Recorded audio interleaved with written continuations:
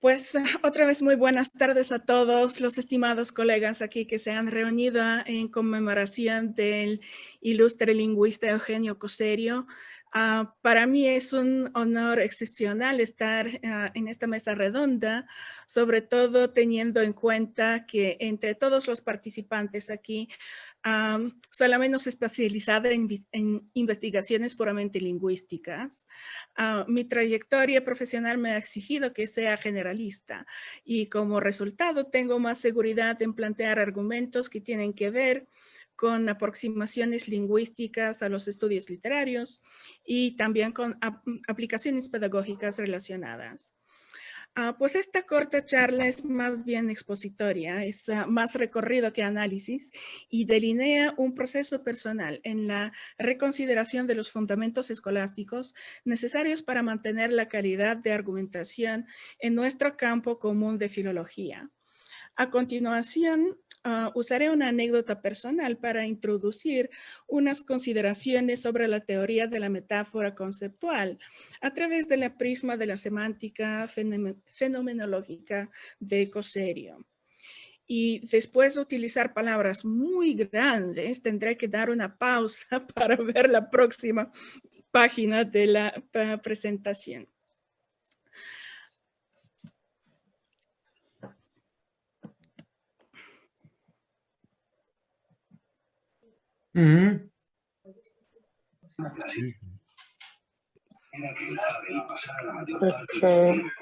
Mirando hacia esa mancha negra del cielo. No está. En 1995, el director del instituto, Robert Williams, decidió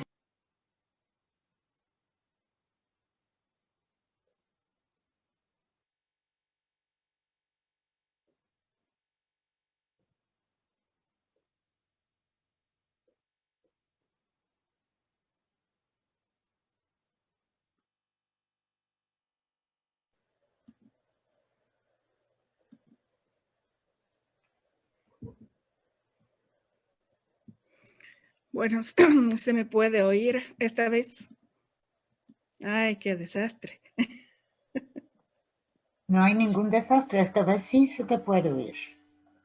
Hace poco no te oíamos y vamos a esperar unas 9 horas para oírte, pero ahora sí podemos oír. Adelante.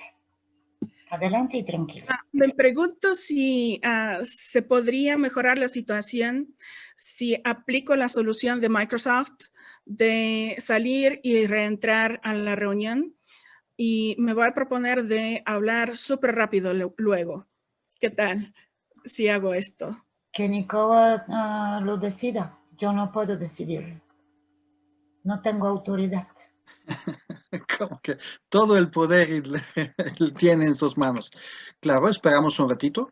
Claro. Bueno, pues con su permiso voy a salir y reentrar.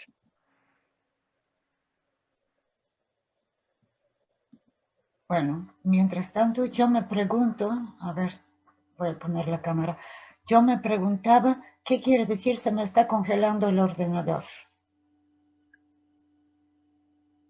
¿Por qué se le congela el ordenador, Nico? Explícame. Por el vídeo, cuando muchas Un horas... término técnico, un término técnico.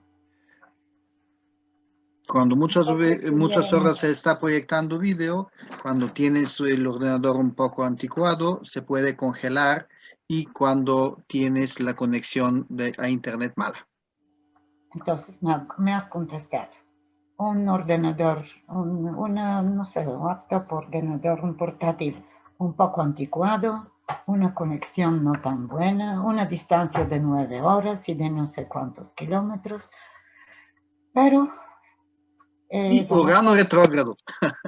Y un Urano retrógrado que decía que, no sé si María Akhrabova ha entrado, que decía, anoche lo compartía con el profesor Alexandre Veiga, que esperamos lo inesperado hoy. Y nos ocurren cosas inesperadas. Bueno, gracias a la tecnología desarrollamos aquí capacidades de carácter fuerte, ¿no? Pues estaba diciendo que Usaré a continuación una anécdota personal para introducir unas consideraciones sobre la teoría de la metáfora conceptual a través de la prisma de la semántica fenomenológica de Coserio, mencionando también corroboraciones que vienen del campo de la neurociencia en aplicaciones psicoanalíticas. Les pido también cierta lenidad cuando ocurran deslices entre códigos por usar inglés más que español como lengua de comunicación escolar. A veces la pronunciación de ciertos nombres vacilará y no será de extrañar que salga algo búlgara al final.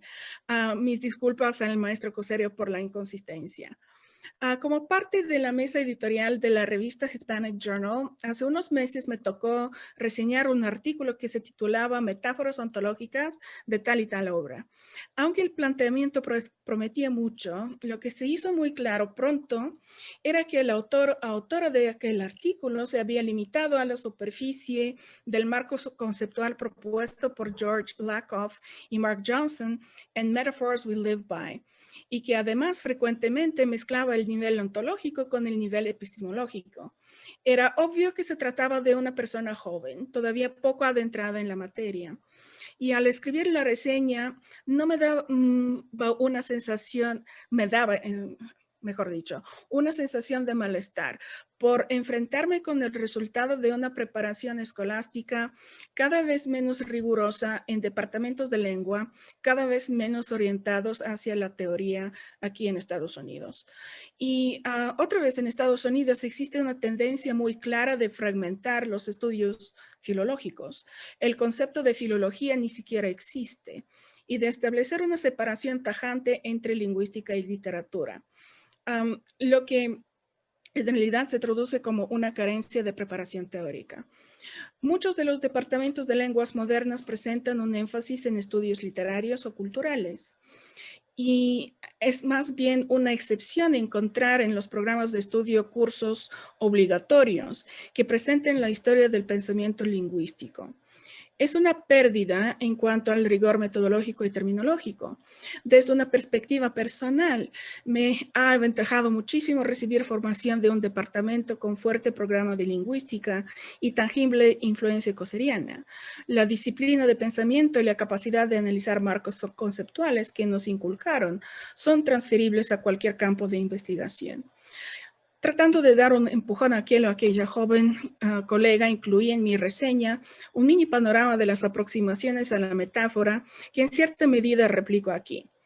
La perspectiva retórica o digamos tradicional, heredada de Aristóteles y más tarde de Quintiliano, ve la metáfora como una figura literaria radicada en la sustitución y la comparación. Por otra parte, los enfoques filosóficos tocan aspectos de la cognición que tienen que ver con la realidad y la representación, y las cualidades relativas de cualquier fenómeno mediado por el lenguaje. En la cúspide del siglo XX, un pensador influyente como Nietzsche trazó la línea directa entre la existencia del lenguaje y la función de la metáfora. El lenguaje no refleja la realidad, sino que la representa a través de una serie de metáforas.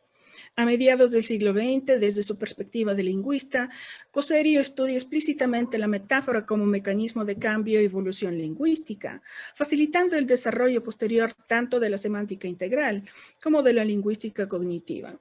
La relación mutuamente constitutiva entre lenguaje y pensamiento sustenta teorías como la hipótesis de Sapir-Whorf, el metaestudio de Lotman, de las metáforas como espacios semióticos autorreferenciales y el examen de Lakoff y Johnson de los procesos subyacentes que generan metáforas conceptuales. Vista así, radicalmente comprimida, la historia del estudio de la metáfora inspira en la siguiente idea. Puede ser valioso considerar que a medida que el campo de la semiótica cristalizó en el siglo XX para ser el área más amplia que combina diferentes enfoques para el estudio de los signos y el significado, se produjo un proceso paralelo en el estudio de la metáfora. Pasó de descriptivo epistemológico, examinando el mecanismo de la metáfora, a filosófico-ontológico, examinando la metáfora como un mecanismo cognitivo y generador de significado. En otras palabras, la metáfora en sí misma, como objeto de estudio, encarna un cambio conceptual de la epistemología a la ontología. Adicionalmente, al formular esta idea, existe la diferencia a la vez útil, pero clave, dependiendo de la lengua en que se expone. Meaning en inglés se puede traducir como sentido o como significado, y cuál es, a qué nivel del lenguaje corresponde. Estas ruminaciones me recordaron de un artículo de Elena Faur, Integral Semantics and Conceptual Metaphor, Rethinking Conceptual Metaphor within an Integral Semantics Framework. Escrito hace más de una década, es un trabajo muy detallado y muy preciso. Tenía muchas ganas de recomendarlo a la joven escolar interesado o interesada en metáforas conceptuales, pero temía que no le sirviera por ser algo difícil para lectores sin formación teórica. De todos modos, al incluir ese artículo en la lista de lecturas recomendadas, encontré una razón de releerlo y redescubrir aportaciones valiosas a la teoría general de la metáfora. Faur pone de relieve los problemas teóricos inherentes en la noción de metáfora conceptual. El valor cognitivo y la dimensión creativa se sitúan fuera del lenguaje, en ideas mapas brotadas de lo prelingüístico. Lakoff y Johnson entienden la metáfora como una capa de contenido conceptual, cuya función es producir una nueva comprensión de las cosas y nuevas realidades.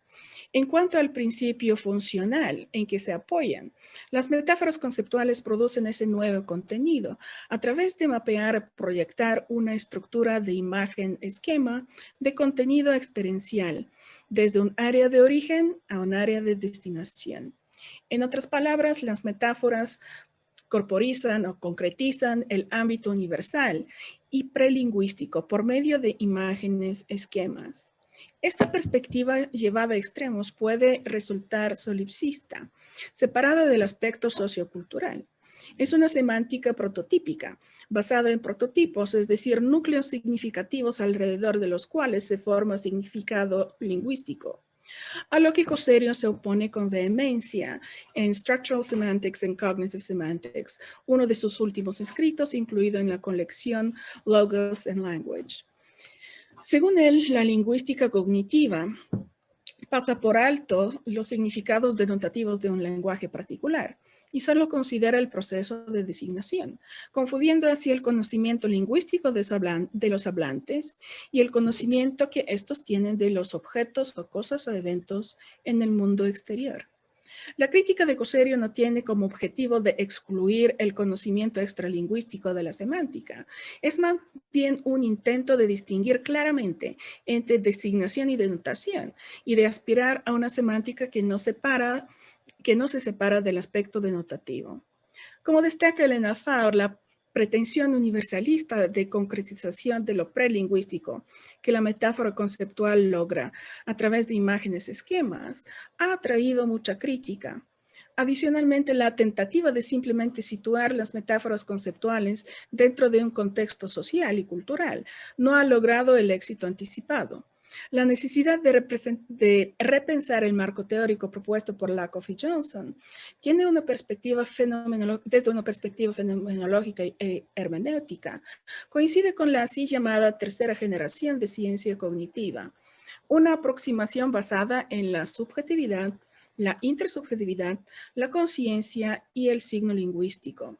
Esta semántica integral está delineada en varios de los estudios independientes y en colaboración de Jordan Zlatev, especialmente en Body, Language and Mind y también en Meaning equals Life plus Culture. La intersección más importante con el pensamiento coseriano es el entendimiento que el significado lingüístico tiene una naturaleza cognitiva. Según Zlatev, la lengua tiene tres propiedades: representacionalidad, convencionalidad y accesibilidad a la conciencia.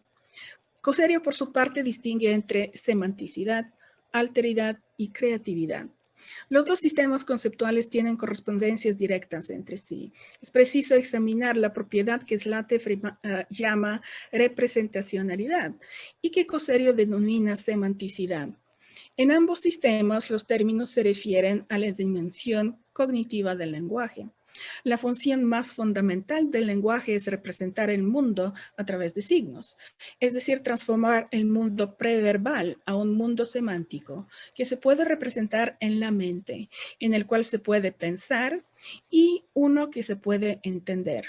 Esta función básica coincide con la finalidad del lenguaje, de crear entidades semánticas o simbólicas para estructurar la experiencia humana en el mundo. Faure explica la distinción fundamental entre la lingüística cognitiva por una parte y la semántica integral en conjunto con las ideas cosserianas por otra. La lingüística cognitiva asume que el mundo está estructurado preconceptual o conceptualmente y que las estructuras cognitivas prelingüísticas generan el significado lingüístico. Para Cosserio, este planteamiento pasa por alto el carácter cognitivo del lenguaje, negando así su autonomía funcional. Cosserio afirma que aunque el mundo pueda estar estructurado prelingüísticamente, esta estructura preverbal no se puede conocer sin el lenguaje. Si algo se puede conocer, necesita trascender la mente individual. Volviendo a la metáfora, esencialmente representación de algo abstracto por algo concreto, con su definición de la metáfora conceptual como fenómeno que pertenece al espacio mental que precede el espacio semántico de la lengua. La semántica cognitiva no tiene la capacidad de explicar muy bien por qué existe la metáfora verbal. Si la función primaria de la metáfora radica en la manera de relacionarse con el mundo y entenderlo, y si esta relación y entendimiento ya existen preverbalmente, ¿por qué es necesario hablar? Se cancela el porqué de la creación de significados y sentidos. El defecto de la teoría de la metáfora conceptual es la subordinación de la función de la lengua a los otros asumidos procesos cognitivos de la mente humana. Por el otro lado, desde la perspectiva de la semántica integral, la realidad cognitiva de la metáfora no existe fuera del lenguaje. La metáfora no pertenece a un ámbito preverbal de pensamiento. Al contrario, la metáfora crea simultáneamente expresión verbal y contenido mental. Según Cosserio, tanto en la lengua como en la metáfora, subyace el mismo mecanismo de creatividad semántica. La diferencia es que la creatividad metafórica representa el apogeo de la creatividad semántica. Interesantemente, unos experimentos neurocientíficos influenciados por las premisas de la semántica cognitiva destacan la relación mutuamente constitutiva entre lengua y pensamiento. A primera vista, la perspectiva psicoanalítica basada en la metáfora parece opuesta a la semántica integral, ya que enfatiza cómo la metáfora trasciende el nivel puramente lingüístico. En su artículo, The Centrality of Metaphor and Metonymy in Psychoanalytic Theory and Practice, Antal Borbley afirma, a metaphor is a figure of speech, yet it is not limited to the linguistic realm. The fact that the language, actions, art, and religion can be metaphorical points to the fundamental importance of the metaphorical function for the mind. Metaphor is not only a phenomenon of language, not even one of thought, but of mentation, which includes thought, desires, and feelings. La adición del elemento afectivo no niega la perspectiva lingüística, sino que fortalece la premisa básica la importancia fundamental de la función metafórica para el desarrollo del pensamiento. La neurociencia ofrece una ilustración del poder del lenguaje metafórico. En 2008, un equipo de científicos dirigido por Guillaume Thierry utilizó fMRI, Functional Magnetic Resonance Imaging, y electroencefalografías para estudiar los cambios de la actividad del cerebro de varios voluntarios al estar expuestos a metáforas. Los resultados mostraron sin duda alguna que al oír trozos del Rey Lear o de Macbeth de Shakespeare, la actividad neuronal de los participantes cambiaba de manera significativa comparada con la reacción a simples textos contemporáneos como noticias o artículos de revista. Las citas de Shakespeare aumentaron significativamente la complejidad y la intensidad de la actividad neuronal de los voluntarios. Los pasajes metafóricos dieron como resultado una distribución bilateral entre ambos hemisferios de la actividad del cerebro, un estado también asociado con una creatividad aumentada y una compleja participación neuronal. Varios otros estudios proporcionan más evidencia que el cerebro se sale de sus patrones de respuestas típicas cuando se usa o se introduce una metáfora en el proceso de interpretación o procesamiento de textos. A la larga queda válida la idea de proyectar estructuras de tipo imagen-esquema en un área de origen a otro área de destinación con la meta de expresar conceptos abstractos a través de aproximaciones más concretas y claramente delineadas. Este es el punto de convergencia entre las aproximaciones cognitivas, la semántica integral y el legado de Coserio. Coserio también afirmaba que el conocimiento metafórico es conocimiento a través de imágenes, parafraseando pensamientos expresados en la creación metafórica en el lenguaje. Con la metáfora, el ser humano intenta clasificar la realidad, no a través de las categorías de la razón, sino a través de imágenes y en la presencia de analogías establecidas, no formalmente entre palabras, sino entre visiones que habrían aparecido en la imaginación creativa de alguna persona. Aunque desgraciadamente no heredamos de Coserio una metaforología, siguen vigentes sus ideas y sobre todo el entendimiento que el lenguaje en su totalidad, a todos los niveles, es la desenvoltura de una constante creación y recreación y que la metáfora es un mecanismo central para este proceso de cambio. Tanto conceptualmente como en términos de metodología y terminología, el rigor de investigador de Coserio es un ejemplo que vale la pena compartir con las nuevas generaciones de escolares. Gracias por su paciencia.